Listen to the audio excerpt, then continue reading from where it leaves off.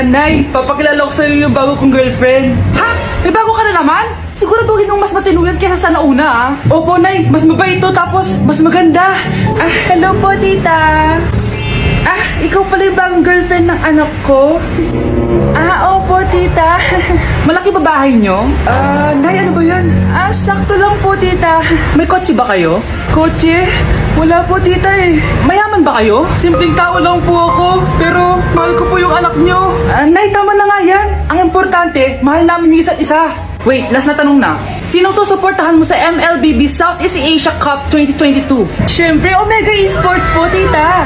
Ha? Bakit yan? Dapat RSGPH. Hay naku, wag na kayo mag-away. Parehas naman Philippine team yan. Kaya suportahan natin sila from June 11 to 19. Go RSGPH! Go Omega! Yan, tama yan. Let's go Philippine team! Click the button.